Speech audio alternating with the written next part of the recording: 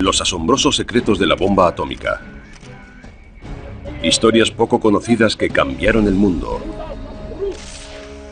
Los físicos que pasaron los secretos nucleares estadounidenses a la Unión Soviética y luego a China.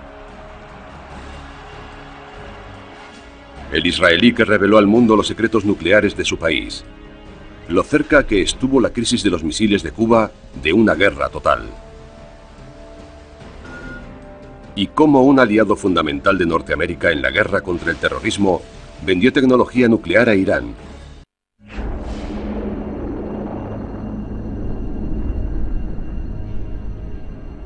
Es una escena de un poder sobrecogedor. Un resplandor de luz cegadora. Una onda expansiva devastadora.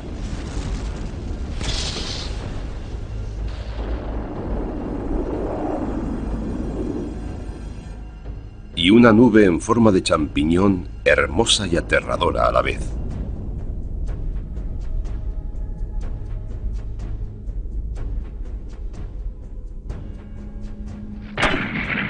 Aunque las guerras han existido a lo largo de toda la historia de la humanidad, debido a la creación y proliferación de armas atómicas, ahora somos capaces de destruir nuestro mundo.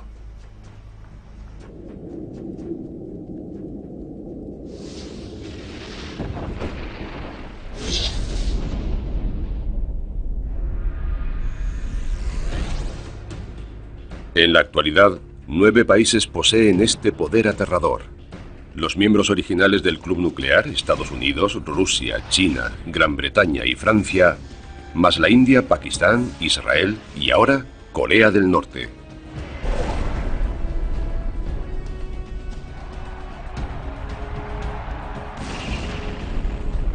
La capacidad de crear destrucción nuclear masiva ha pasado de las manos de las grandes naciones a las de los países pequeños, los grupos e incluso personas individuales.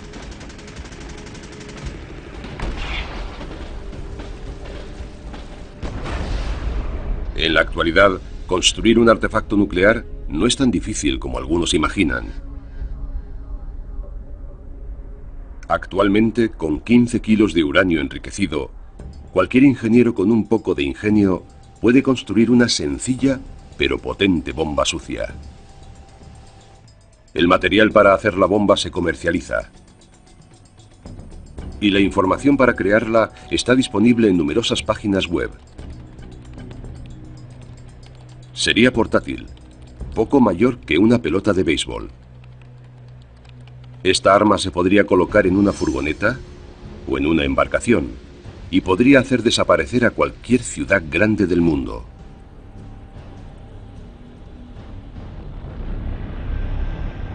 Desde que se crearon las armas nucleares, la amenaza de usarlas ha actuado como un potente elemento disuasorio y han sido un símbolo de estatus. En Oriente Medio, Irán y algunas naciones árabes se afanan por desarrollar su capacidad nuclear. Aunque hay un país de Oriente Próximo que posee armas nucleares desde hace más de 40 años, Israel. ¿Cómo ha conseguido este país diminuto uno de los mayores y más secretos arsenales nucleares del mundo? Es una historia de espías, connivencia y engaños.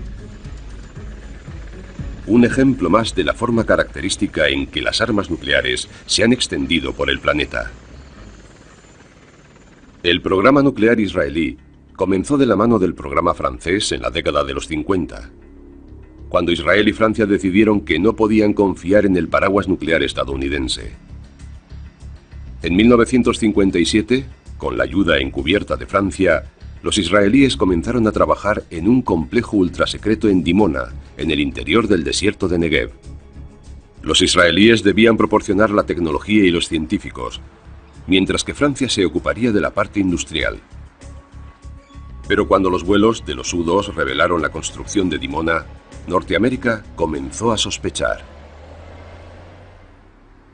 La administración Kennedy pidió a Israel que abriera Dimona a los inspectores norteamericanos. Querían mandar representantes a examinar la instalación esperando confirmar que los israelíes no tenían un programa secreto para construir armas nucleares. Pero lo tenían. Así que Israel diseñó un plan ingenioso. Los israelíes decidieron construir una sala de control falsa. Estaba equipada con medidores e indicadores falsos que tenían el aspecto de los de un reactor de investigación legítimo. Los inspectores norteamericanos, que no hablaban hebreo, realizaron una visita guiada por las instalaciones. Recorrieron la falsa sala de control, pero como habían ocultado con paredes parte de la instalación, los visitantes de la sala de control no llegaron a saber el tamaño real de la instalación. Dijeron a los inspectores norteamericanos que no podían visitar el reactor por razones de seguridad. La instalación israelí tenía una planta subterránea de procesado con ascensores secretos, cuya existencia los inspectores norteamericanos no llegaron ni a sospechar. Los israelíes estaban literalmente desarrollando su programa nuclear bajo los pies de los inspectores norteamericanos. Los expertos creen que en la época de la Guerra de los 6 Días, en 1967, Israel había ensamblado ya 2 artefactos nucleares. Israel es un miembro secreto del Club Nuclear. Y si la situación hubiera empeorado mucho, Israel podría haber detonado un artefacto nuclear en Egipto y otro en Siria.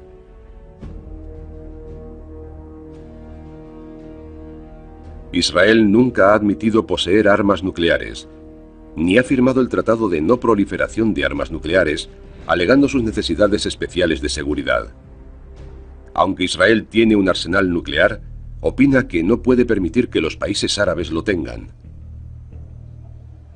El 7 de junio de 1981 se lo dijeron de forma tajante a Saddam Hussein. Saddam Hussein consolidó su poder en Irak durante la década de los 70. Estaba decidido a tener armas nucleares. A finales de la década se asoció con Francia para construir un reactor nuclear para producir plutonio para aplicaciones militares. El reactor se encuentra en Osirak, cerca de Bagdad. Irónicamente lo construyeron los franceses, que habían ayudado a Israel a construir el reactor de Dimona. En 1981 Israel se enteró de que Osirak estaba a punto de ser operativo.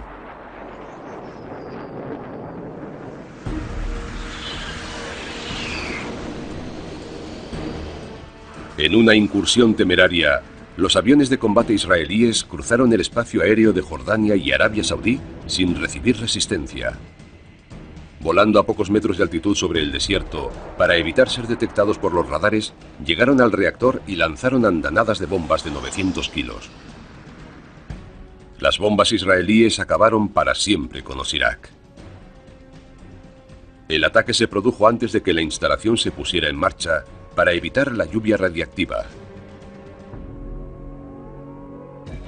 Israel seguía expandiendo en secreto su arsenal nuclear, aunque se negaba a reconocer su capacidad nuclear.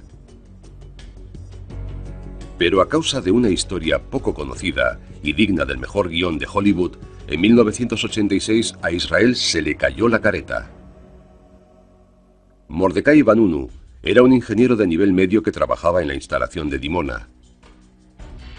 Era contrario al programa israelí de armas nucleares. Vanunu hizo a escondidas fotografías y dibujos del material más secreto de la planta y lo llevó a Londres, Inglaterra.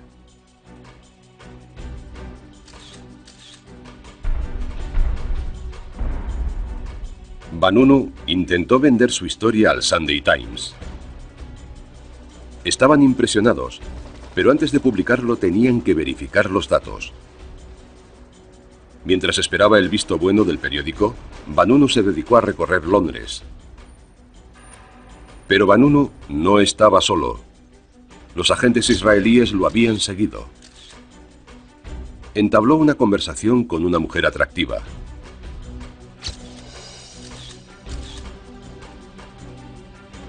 Se volvieron a ver al día siguiente. La mujer convenció a Vanunu para que se fuera con ella a Roma, donde su hermana tenía un apartamento. Y cuando llegaron... Here we go. Must be Mordecai.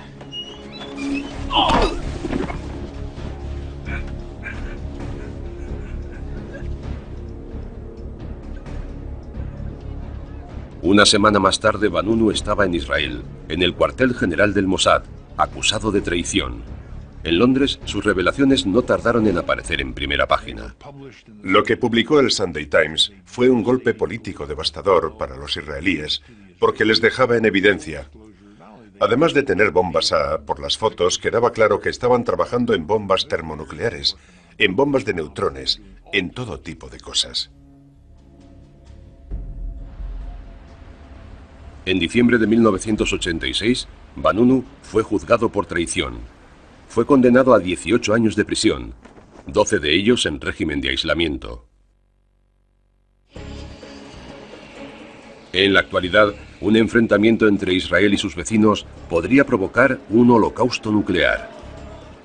Irán, por las declaraciones de su gobierno y sus vínculos pasados con actividades terroristas, no es el tipo de país que te gustaría que tuviera armas nucleares, pese a lo que se diga sobre su capacidad disuasoria.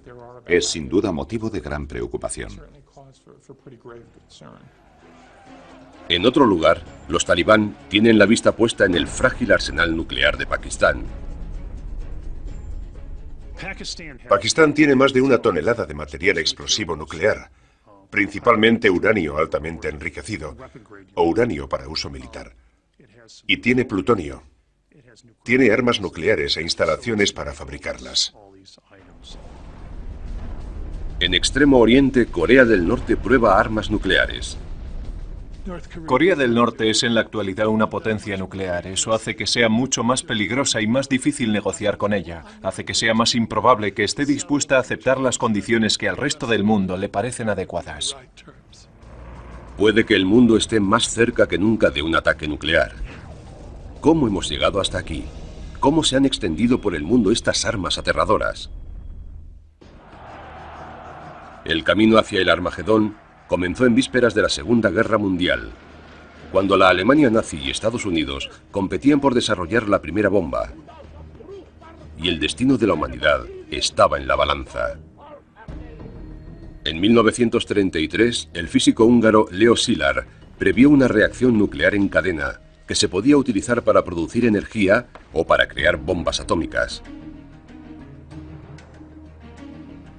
La teoría de Szilard inspiró a físicos de todo el mundo.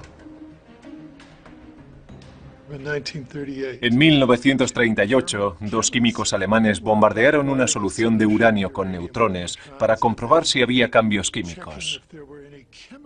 Y se llevaron una sorpresa enorme. Ocurrió algo inesperado. Había elementos en la solución que no deberían estar allí.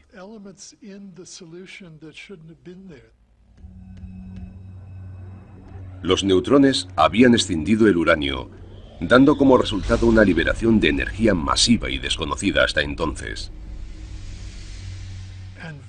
Rápidamente, por todo el mundo, la gente se dio cuenta de que si aplicando un poco de energía podías obtener a cambio una cantidad enorme, se podía fabricar una bomba increíble. Menos de 2 años después de aquel descubrimiento, estalló en Europa la Segunda Guerra Mundial. Los combatientes sabían que la capacidad de fabricar una bomba atómica podía significar la diferencia entre la victoria absoluta y la derrota. En Norteamérica, en una ubicación remota en el campo, el Proyecto Manhattan, un programa ultrasecreto, competía con Alemania y Japón por ser los primeros en construir la bomba.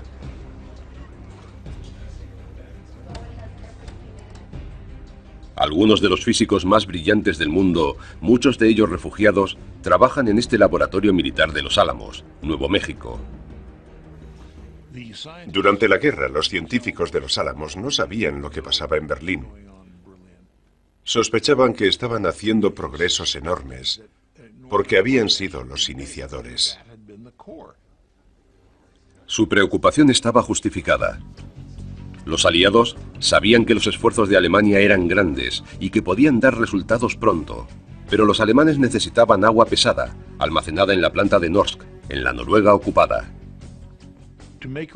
Para hacer funcionar el reactor necesitaban grafito muy puro, o usar agua pesada como moderador.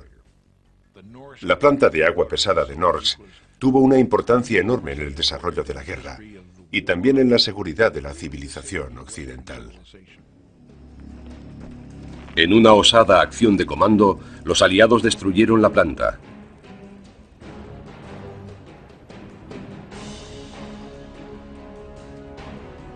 Cuando los alemanes intentaron llevar a Alemania el agua pesada que quedaba, el suministro que quedaba iba a bordo de un ferry cruzando un fiordo. Volaron el ferry, pese a que había ciudadanos noruegos que murieron en el ataque. Era de enorme importancia que aquel material no llegara a Alemania.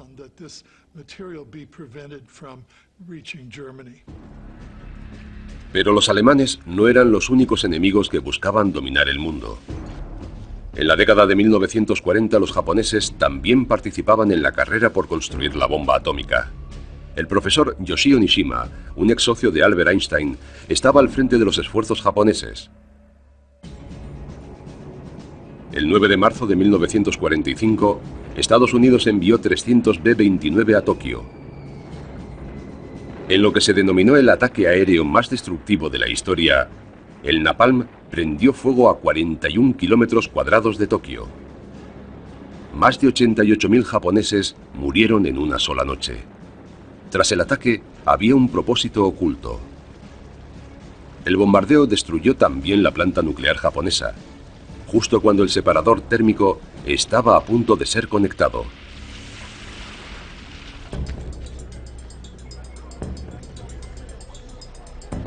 A los japoneses les quedaba una esperanza. Pidieron material nuclear a Alemania, y en marzo de 1945 fueron enviados a Japón 540 kilos de uranio sin procesar.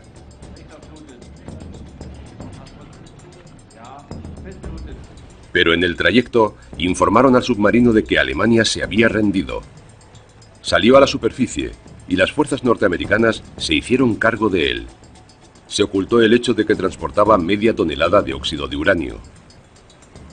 La esperanza de Japón en ser los primeros en desarrollar la bomba había desaparecido. 2 meses más tarde, en Los Álamos, Nuevo México, al cabo de un año de tremendos esfuerzos, los científicos del proyecto norteamericano Manhattan estaban por fin preparados para probar un artefacto al que llamaban el artilugio.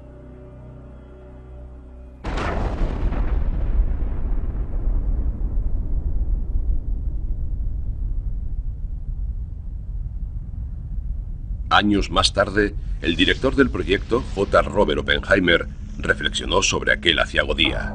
We knew the world would not be the same. I remembered the line from the Hindu scripture, the Bhagavad Gita. Now I am become death, the destroyer of worlds. I suppose we all thought that, one way or another. Era el comienzo de una nueva era. Lo que los líderes del proyecto Manhattan no sabían era que los planos de su bomba ya estaban en manos de los soviéticos. Los soviéticos se habían infiltrado en secreto en Los Álamos. En 1933, después de un choque violento con los nazis, Klaus Fuchs, un físico alemán brillante, huyó a Inglaterra. Cuando las autoridades británicas revisaron su historial, sus sentimientos antinazis les convencieron de que no era un peligro. Comenzó a trabajar ayudando a los británicos a desarrollar la bomba. Pero en secreto, Klaus Fuchs era un comunista convencido. Desde Inglaterra se envió un grupo de científicos a Los Álamos. No los investigamos. Supusimos que los británicos lo habían hecho. A cada persona se le permitía saber solo lo estrictamente necesario para hacer su trabajo. Klaus Fuchs, el científico y espía, trabajaba en la zona más confidencial del laboratorio militar. Oppenheimer dijo más tarde que si Los Álamos hubiera estado infinitamente compartimentado, Fuchs habría estado en el compartimento más interno, porque trabajaba en la implosión, en el corazón del diseño de la bomba. el lugar donde se concentraban los esfuerzos para hacer que el plutonio resultara útil en un arma nuclear. En agosto de 1945, la bomba atómica que Klaus Fuchs había ayudado a desarrollar fue arrojada sobre Hiroshima y luego sobre Nagasaki.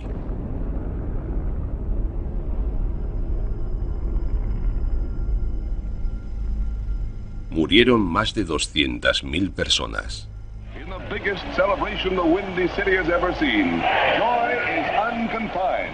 La guerra por fin había acabado. Pero sin que los Estados Unidos lo supieran, 2 meses antes, Klaus Fuchs proporcionó a su correo soviético un plano detallado de la bomba de plutonio, en el que se incluían los componentes, dimensiones y sus estratos internos y externos. Esencialmente todo lo que los soviéticos necesitaban para hacer ellos una bomba. Tenían el diseño de la bomba, tenían el diseño del sistema de enriquecimiento de uranio, tenían el diseño de los sistemas de separación electromagnética. Durante más de 40 años se creyó que Klaus Fuchs había sido el único científico espía en Los Álamos. Pero en 1995 se descubrió que había habido otro. Su nombre, Theodore Hall, el científico más joven de Los Álamos. En 1944, Hall entregó a los soviéticos información sobre el diseño de la bomba de implosión, que validaban los datos de Fuchs.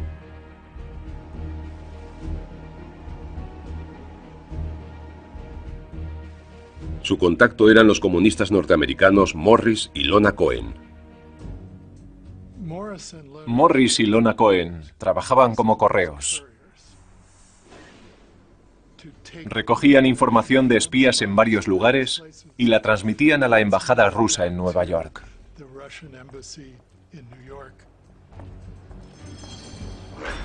En 1945, Hall dio a Lona Cohen los planos de la bomba que había explotado en Nagasaki. Los escondió en una caja de Kleenex que llevaba con ella. En el tren de regreso al este, se dio cuenta aterrorizada de que había personal del Servicio de Información Militar revisando el equipaje de todo el mundo. Llevaba los planos encima. Reaccionó con una rapidez y seguridad asombrosas. Fingió que había perdido el billete. Comenzó a llorar. Sacó un Kleenex y se sonó la nariz.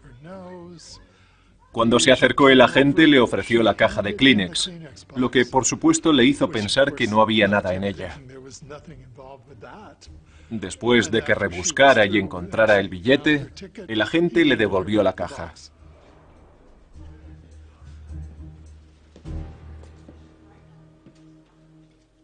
Así se escribe la historia.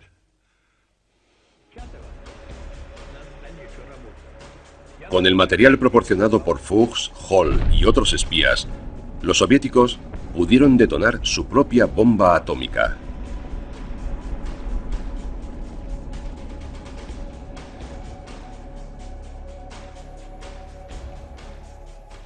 Cuando los soviéticos probaron su primera bomba en agosto de 1949, fue una gran sorpresa para nosotros. Pensábamos que tardarían al menos 5 años en tener la bomba. Cundió el pánico en Washington.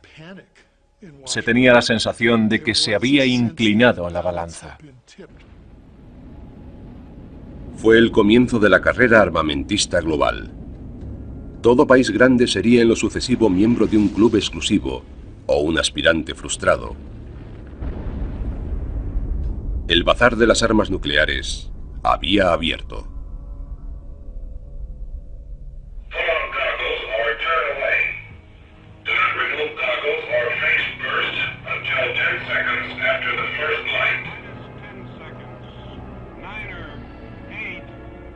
En la década de 1950, Norteamérica centró su trabajo en las bombas de hidrógeno, también conocidas como bombas termonucleares.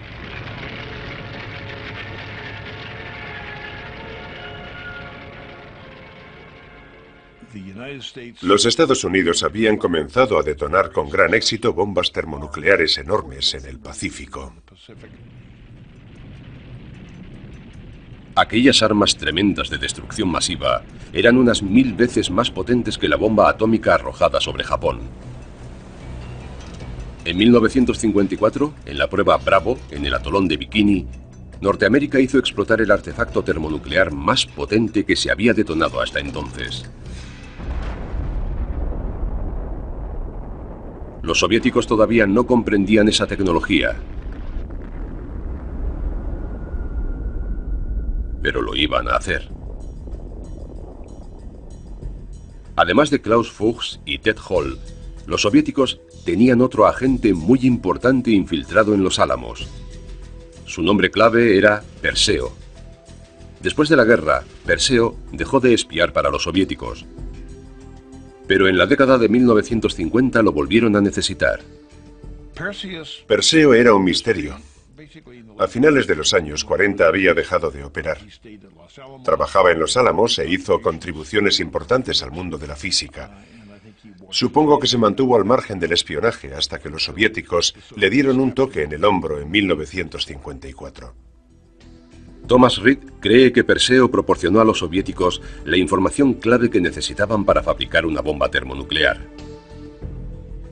En el caso de las termonucleares, al hablar con los científicos soviéticos bastaba una comida informal y un par de frases. Eran muy buenos científicos y conocían el tema.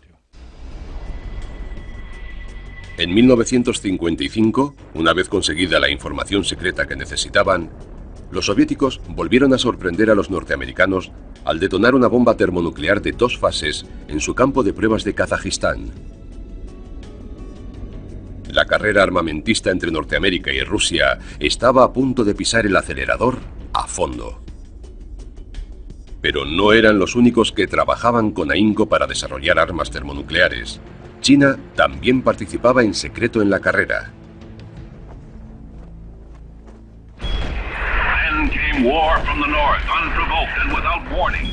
In June 1950, the North Korean Communist Forces... Cuando estalló la guerra de Corea en 1950, China tenía buenas razones para codiciar una bomba nuclear.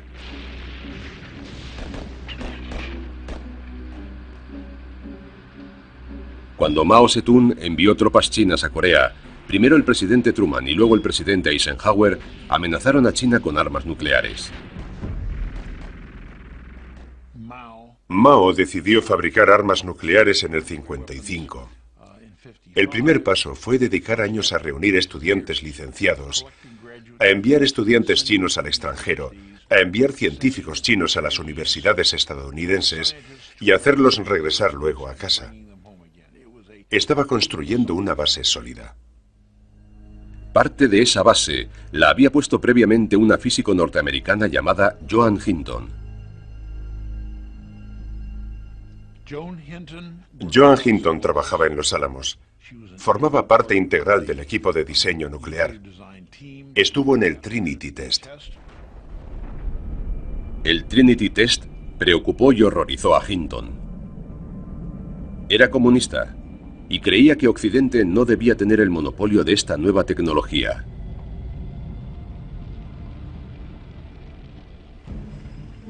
En 1948, Hinton se trasladó a China y entró en contacto con comunistas chinos. Joan Hinton tenía acceso a información sobre el diseño de la bomba y llevó sus conocimientos a China. Tenía sin duda conocimientos que pudieron ayudar a China a dar los primeros pasos. Hinton afirma que se fue a China para renunciar a los Estados Unidos y alejarse de la bomba atómica. Mantiene que no compartió secretos con los comunistas. En la actualidad, trabaja en una granja en las afueras de Pekín. No tengo pruebas irrefutables, pero estuvo allí, simpatizaba con ellos, se integró con ellos. Y en la actualidad vive en China. Para mí está muy claro que tuvo que haber informado a la comunidad científica china sobre lo que estaba pasando en Los Álamos. Mao también recibía ayuda del líder de los soviéticos, Nikita Khrushchev, su aliado en contra del capitalismo occidental. La ayuda de Khrushchev a los chinos no se limitó a enviar planos. Mandó también todo un ejército de expertos. Las grandes estrellas del programa nuclear soviético dieron conferencias sobre extracción, molido y procesado de uranio, enriquecimiento de uranio, construcción de reactores, diseño de armas, hidrodinámica, explosivos potentes, todo el abanico. Los soviéticos estaban a punto de entregar a los chinos un prototipo de la bomba. Pero en 1958, cuando Nikita visitó a Mao para concluir su acuerdo nuclear, las relaciones se agriaron. A Mao no le gusta el deseo soviético de controlar la política exterior china. Nikita aconsejó a Mao que no invadiera Taiwán, temiendo represalias nucleares de Norteamérica. Pero Mao le dijo que el posible altísimo número de bajas chinas no le importaba. Hablaron sobre la actitud de Mao frente a la guerra nuclear. Mao decía, pueden morir unos cuantos millones de chinos. ¿Y qué? Khrushchev pensó, este tipo ha perdido el juicio, no pienso seguir apoyándolo. Khrushchev se lo pensó mejor antes de armar a un país de su frontera sur tan densamente poblado. Un país que en el futuro se podía convertir en enemigo. Comenzó a retirar a sus científicos. El personal clave se empezó a ir de vacaciones y no regresaba. Los chinos con los que hablamos nos dijeron que recibían muchos datos, pero que el reactor no acababa de funcionar. Los soviéticos habían proporcionado a los chinos datos incorrectos. Pero Mao y los chinos estaban a punto de conseguir la información correcta de una fuente muy fiable. Se trataba de Klaus Fuchs, el excientífico de los Álamos, que había espiado para los rusos hacía una década. La tecnología nuclear se propagó de forma asombrosa. Klaus Fuchs había sido espía durante la guerra. Fue detenido y confesó. Lo mandaron a la cárcel durante una década. En 1959, Klaus fue liberado por buena conducta 5 años antes de cumplir la condena. Se trasladó a Dresden, Alemania Oriental, para dar clases de física. ¿Pero a quién enseñaba física? Una de las primeras visitas que recibió aquel verano fue la de Kian Sankiang, el director del programa nuclear soviético. El verano del 59, Klaus Fuchs proporcionó a los chinos mucha información sobre cómo funcionaban los Álamos.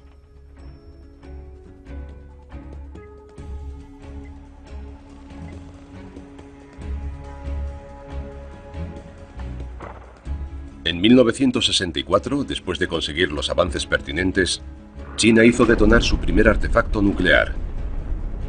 En 1968 ya era una potencia termonuclear plena. China se había unido a un club exclusivo, cuyos miembros oficiales eran Estados Unidos, Rusia, Gran Bretaña y Francia. Pero había otras naciones que se querían unir al club de los 5 grandes con la esperanza de conseguir respeto en la escena mundial. 2 de ellos eran enemigos mortales entre sí, la India y Pakistán. En 1971, cuando estalló la guerra civil en Pakistán, la India entró en el conflicto e infligió a Pakistán una derrota humillante. La guerra empujó a un patriota pakistaní a buscar venganza. Su nombre, A.Q. Khan. Khan era metalúrgico, experto en la fabricación de centrifugadoras, cilindros que se utilizan para enriquecer el uranio para su uso en armas nucleares. Khan no diseñó la bomba. Lo que consiguió Khan fue algo fundamental para crear un arsenal nuclear: desarrollar la tecnología para enriquecer el uranio. Descubrió cómo utilizar las centrifugadoras. Khan vivía en Holanda y trabajaba para una empresa holandesa relacionada con el enriquecimiento del uranio. Decidió ayudar en secreto a su patria. Comenzó a recolectar tecnología nuclear en Europa porque en ella se estaba desarrollando la tecnología para enriquecer uranio para los reactores. Comenzó a tomar notas en el 72, 73 y 74. Khan tenía acceso a una de las instalaciones nucleares más confidenciales y secretas de Europa. y aunque tenía acceso limitado, fallos de seguridad le permitieron acceder a áreas muy restringidas.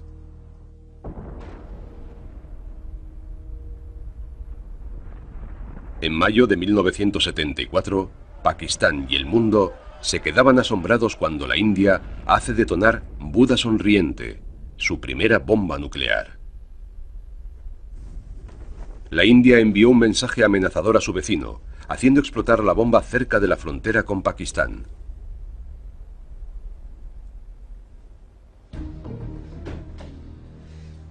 Khan comenzó a pasar información confidencial a una red de espías pakistaní en Holanda.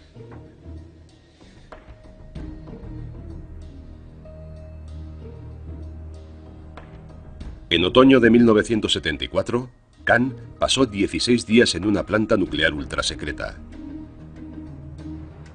Se movió con libertad por las instalaciones tomando gran cantidad de notas. Aquellas notas y dibujos llegaron a Pakistán.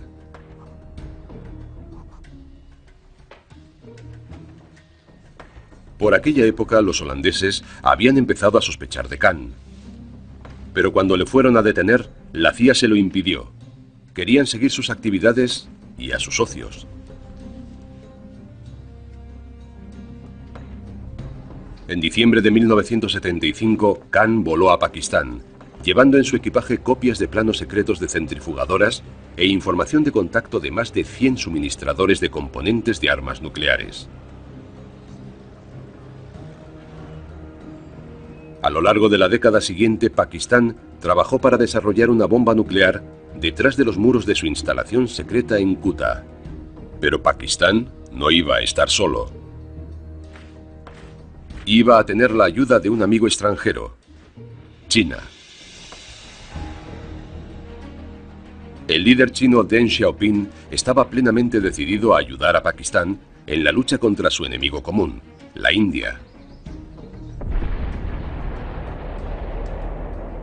Con la ayuda de China, Pakistán probó su primer artefacto nuclear en 1998. Había un nuevo miembro en el club.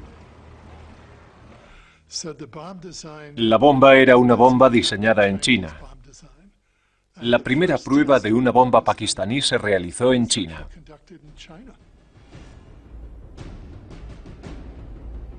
Pero China no solo ayudaba a Pakistán. Deng Xiaoping dio inicio de forma deliberada a la proliferación de armas y material nuclear en el mundo musulmán y marxista. Apoyó la creación de reactores secretos en Argelia, la instalación de misiles en Arabia Saudí y el envío de tecnología a Corea del Norte. Thomas Reed cree que Deng Xiaoping tenía un motivo secreto. ¿Por qué? ¿Por qué ofreció tecnología a Corea del Norte? ¿Por qué armó a Argelia? ¿Por qué mandaba material a todas partes? En mi opinión, Deng Xiaoping pensaba que si debido a la propagación de la tecnología hubiera una explosión nuclear en algún lugar del mundo occidental que no tuviera huellas chinas, le resultaría beneficioso. Los chinos serían los últimos que quedarían en pie. El miedo a una guerra nuclear ha impedido que se produzca, al menos hasta ahora. Pero una vez estuvimos muy cerca, más cerca de lo que nadie pensó en aquel momento. El 15 de octubre de 1962, las fotografías de reconocimientos estadounidenses revelaron que en Cuba se estaban construyendo misiles soviéticos. El presidente John Fitzgerald Kennedy pidió su eliminación, pero había más en camino. Los Estados Unidos iniciaron un bloqueo naval para impedir su llegada. La crisis empeoraba cada día. Nadie daba un paso atrás. Estuvimos muy cerca de la guerra. Fui testigo directo. Pertenecía al servicio secreto y en aquella época estaba destinado en los Estados Unidos. Cuando vi los barcos soviéticos acercarse a las costas cubanas con misiles, me di cuenta de que era un tema grave. ¿Quién pararía primero? Pero Norteamérica tenía una ayuda oculta en Moscú. Una de las fuentes de aquella época era el coronel Oleg Penkovsky, que tenía muy buena relación con el alto mando militar soviético de la época. Pasó información a los Estados Unidos que, por lo que sé, permitió a la Casa Blanca mantenerse firme. Oleg le dijo a Washington cuántos misiles tenían los soviéticos. Reveló además información crucial sobre los problemas que tenían los soviéticos con el sistema de guiado de los misiles. La información proporcionada por Oleg demostraba que los soviéticos no eran tan fuertes como querían hacer creer a los norteamericanos. Eso dio a Kennedy la confianza para mantenerse firme frente a Khrushchev. Pero sin que ninguno de los dos líderes lo supiera, durante la crisis ocurrió algo literalmente bajo la superficie. Una historia que no se hizo pública hasta 2002. Los norteamericanos no sabían que los submarinos que protegían a los barcos soviéticos iban equipados con armas nucleares. Había barcos de protección. Los cargueros que llevaban los misiles estaban escoltados por submarinos con armamento nuclear. Y estaban siendo seguidos sin que lo supieran por submarinos estadounidenses muy silenciosos, también dotados de armamento nuclear. Todos los capitanes tenían el dedo en el gatillo. Fue una situación peligrosa. Los submarinos soviéticos habían recibido orden de lanzar sus armas si las fuerzas norteamericanas los atacaban o los forzaban a salir a la superficie. Y durante los momentos más críticos de la situación eso fue exactamente lo que pasó. Las fuerzas de los Estados Unidos arrojaron cargas de profundidad pequeñas sobre los submarinos soviéticos para obligarlos a emerger para ser inspeccionados. El submarino B-59 fue uno de sus objetivos. El bombardeo duró varias horas. Descendió el nivel de oxígeno. La temperatura alcanzó los 50 grados. Los marineros se desmayaron. El comandante soviético ordenó armar los torpedos con cabeza nuclear. El jefe del submarino soviético consideró seriamente lanzar sus torpedos nucleares. Aquello podía haber dado lugar a una guerra nuclear total. Pero el comandante soviético del B-59 mantuvo la calma y ordenó que el submarino emergiera para ser inspeccionado. Al día siguiente acabó la crisis.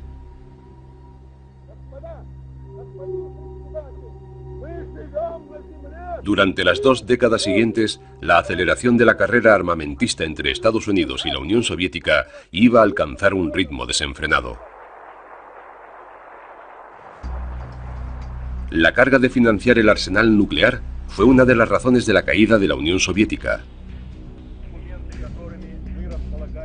Y cuando cayó, se puso en riesgo uno de los materiales más secretos y peligrosos del mundo. La desintegración de la Unión Soviética en el 91 tuvo repercusión en varios frentes. Para empezar, las armas nucleares estaban desplegadas en Ucrania y Kazajistán. 6.000 armas nucleares. Costó 5 años convencerlos de que se las vendieran a Rusia. Las vendieron por dinero, por combustible y otros favores. Además, suponía salir de la lista de objetivos de los Estados Unidos. Una cosa era controlar los misiles en sí, y otra, controlar el material de fisión que los hacía funcionar. De pronto el material estaba repartido por todas partes. Los archivos no eran en absoluto precisos. Nos encontramos ante el hecho de que teníamos que ayudar a los países de la ex Unión Soviética a poner en lugar seguro una cantidad enorme de material nuclear repartido por todo el país. En 1993 llegaron a los Estados Unidos rumores de que en la ciudad de Ulva, Kazajistán, se almacenaban en instalaciones poco seguras unos 600 kilos de uranio. Cantidad suficiente para hacer más de 25 bombas nucleares. El presidente de Kazajistán y el presidente Clinton lanzaron el proyecto Zafiro. En una operación totalmente secreta, expertos del Departamento de Energía volaron a Kazajistán. Cargaron el material físil en aviones de carga y se lo llevaron a los Estados Unidos.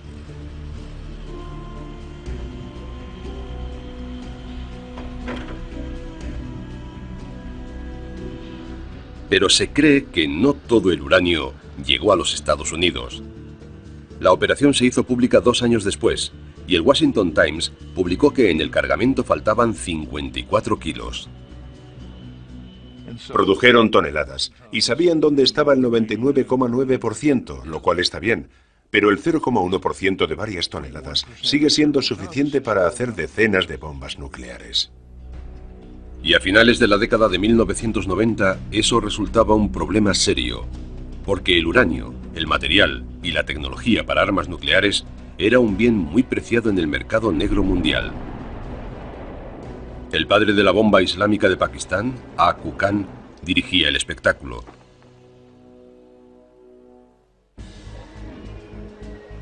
Khan volvió triunfalmente a Pakistán en 1975. Hacia mediados de la década de 1980, él y sus socios puede que hubieran ganado millones vendiendo armas nucleares, equipos y diseños.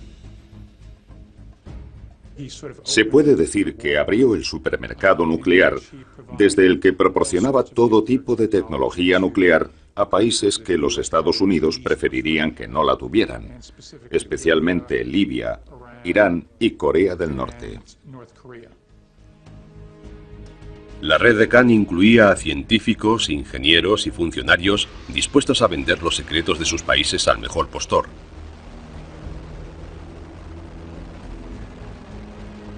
Pero el dinero no era el único objetivo. El Pakistán Islámico ayudaba a otros países de su misma fe, algunos de ellos enemigos de Norteamérica. Después de los ataques del 11 de septiembre de 2001, salió a la luz que 2 científicos nucleares pakistaníes, con fuertes vínculos con Khan, se habían reunido con líderes de Al-Qaeda en 2000 y 2001. Los científicos pakistaníes habían tratado de hacer llegar de contrabando a Al-Qaeda material nuclear procedente de Rusia y Asia Central. Hay informaciones que apuntan incluso a que en abril de 2003, Aku Khan viajó a Afganistán para reunirse con Osama Bin Laden. Los servicios de información internacionales llevaban 20 años siguiendo a Khan. Es una historia triste que los servicios secretos estadounidenses, que sabían lo que hacía Khan desde hacía 20 años, no dijeran a la gente de operaciones que lo arrestaran o lo mataran. Los Estados Unidos habían cerrado los ojos ante las actividades de Khan debido a la ayuda que Pakistán prestaba en la lucha contra Al-Qaeda y los talibán. Pero la situación estaba a punto de cambiar. En octubre de 2003, los servicios secretos norteamericanos interceptaron un barco alemán con destino al programa secreto de armas nucleares libio. Contenía material de centrifugadoras para enriquecer uranio. Era parte del programa completo de armas nucleares que Khan había vendido a Libia. Respondiendo a la presión internacional, Pakistán arrestó a Khan. Confesó que vendía tecnología nuclear, y no solo a Libia, sino también a Irán y Corea del Norte. El gobierno pakistaní negó tener conocimiento de las actividades de Khan. Y el presidente George Bush aceptó oficialmente las explicaciones del presidente Musharraf, su aliado en la guerra contra los talibán. Aku Khan se disculpó públicamente.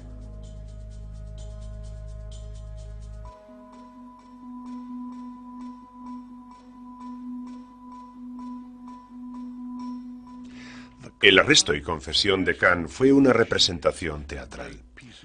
Hicieron del señor Khan el chivo expiatorio. Los militares, la industria, los laboratorios y los científicos pakistaníes al completo estaban involucrados en el chanchullo de la transferencia de tecnología. Con Khan como culpable, el gobierno militar de Pakistán no tenía que reconocer su complicidad en la transferencia hacia los países musulmanes por razones ideológicas y hacia los marxistas simplemente por dinero. el aliado más importante de Norteamérica en la lucha contra el terrorismo, había estado vendiendo tecnología nuclear a terroristas islámicos. Aku Khan quedó bajo arresto en su mansión palaciega. Lo encerraron en un castillo lujoso donde pasó 4 o 5 años comiendo sándwiches de mantequilla de cacahuete, sin que el Comité de Información de Estados Unidos tuviera acceso a él. No estaba detenido, estaba bajo custodia de protección, algo muy diferente. La CIA y otras agencias querían interrogar a Aku Khan en su confinamiento lujoso, pero el gobierno pakistaní rechazó las peticiones por razones evidentes. No tenían nada que ganar y sí mucho que perder si la CIA se enteraba de cuánto apoyo había recibido Khan del gobierno pakistaní. Khan fue perdonado en 2009, pero el daño ya estaba hecho. Algunas de las naciones más poderosas del mundo disponen ya, o pueden disponer en breve, de armamento nuclear. Los gobiernos, para ayudar a sus aliados, y los espías, han hecho circular por todo el mundo los secretos de la bomba atómica. Durante más de 70 años, el mundo ha tenido que hacer frente al espectro siniestro de la destrucción por armas nucleares. Y ese miedo sigue con nosotros. Cuantos más países posean la bomba, mayor será la incertidumbre. Mientras haya armas nucleares en el mundo, alguien las querrá tener. Ese es el primer axioma, y el corolario es que tarde o temprano alguien las usará.